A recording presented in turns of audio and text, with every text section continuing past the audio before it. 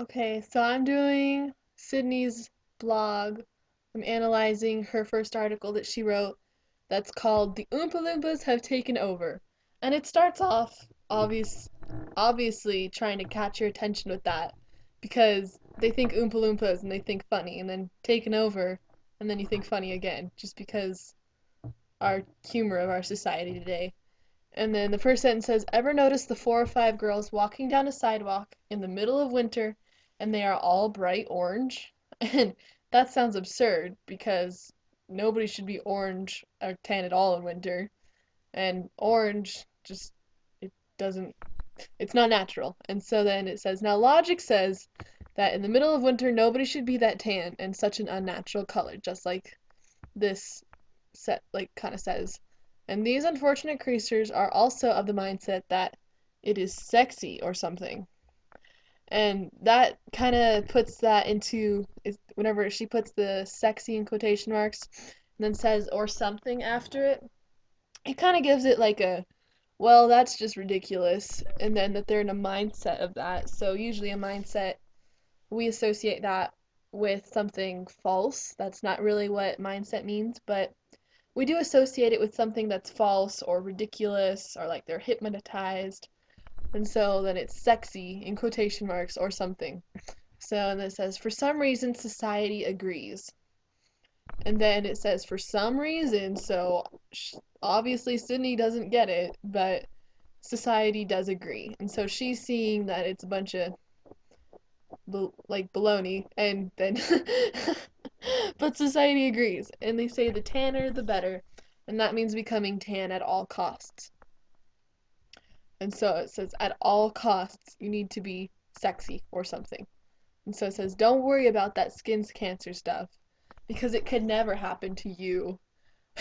And that just sounds funny. It's like that's like completely false. The way she says it, it's really sarcastic and it just adds humor to her article and it makes you kind of want to keep going because it's like it could never happen to you, that skin cancer stuff.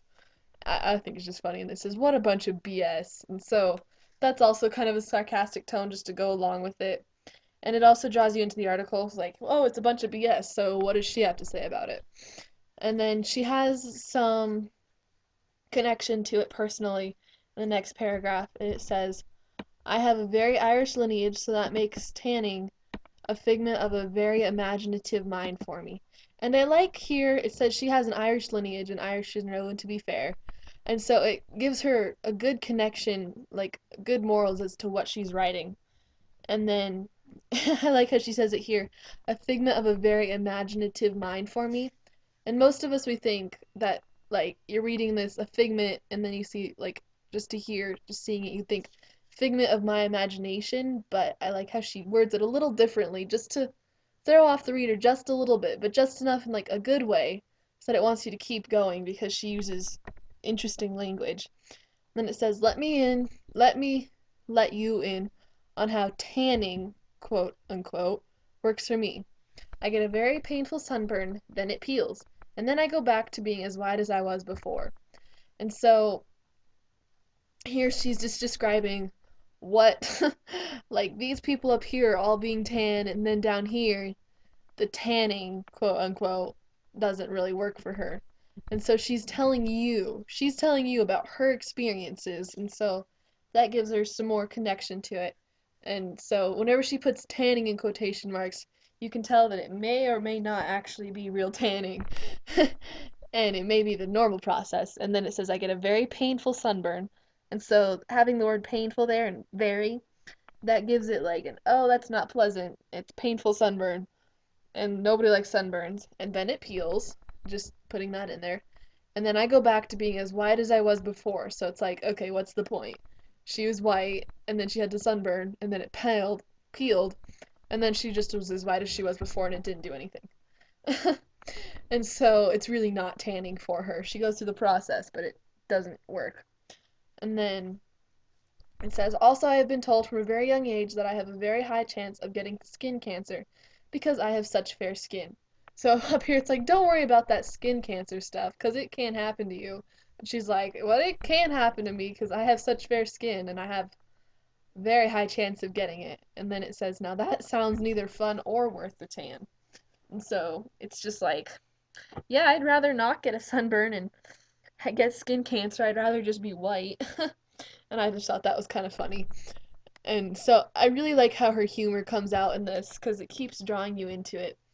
And it says, so how am I supposed to respond when everything around me tells me that tan is beautiful? So it's like, it's painting a picture for you that like she's in the world and everything around her. Like all I see when it says everything, I see like, I don't even see just people, but I see like walls and trees and chairs telling her that tan is beautiful. And I think that's kind of comical too, just to me. And it keeps you in it, but and also it's another playing with language because you'd think that it would be everyone around me, and so it works to keep you interested, like, oh, that wasn't the word I expected, let's keep going.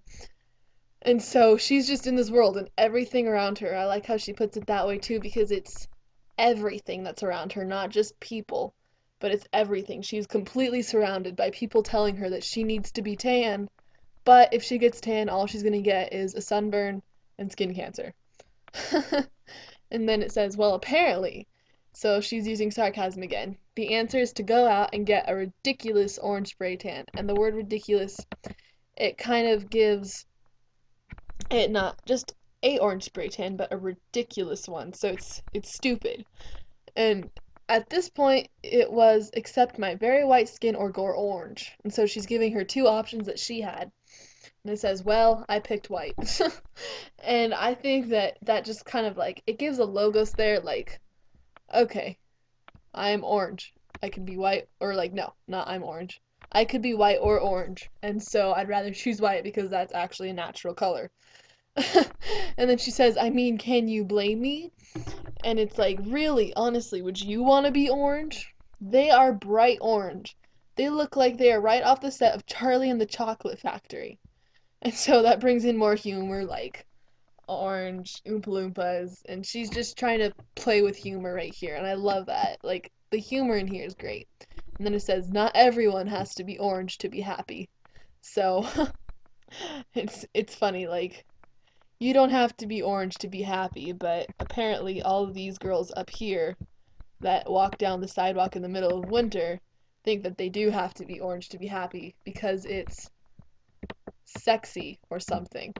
So, she just really does a good job with the article.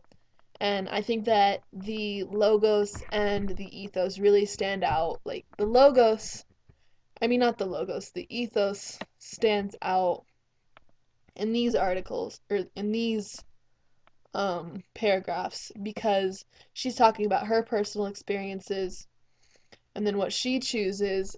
And then here in this paragraph, and also in the first paragraph, she uses, or I mean the second paragraph, because there's a paragraph up there, but she uses the logic because it even says right here, now logic, and then it says, can you blame me? They are bright orange, and if you're bright orange, then you look like you're right off the set of Charlie and the Chocolate Factory.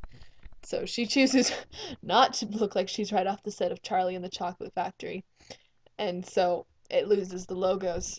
And then also, just on a more like writing structure, I guess, basis, I like how the beginning of it says up here and down to here, like that these people think that they need to be happy in order to be orange, and then it says not everyone has to be happy to be orange. So it brings you back up to this, and I thought that was a really good use of just plain writing. I thought it was good. So I really like this article, and I think that this is the one that she should do for to polish up and expand on a little bit. So yeah, that's all.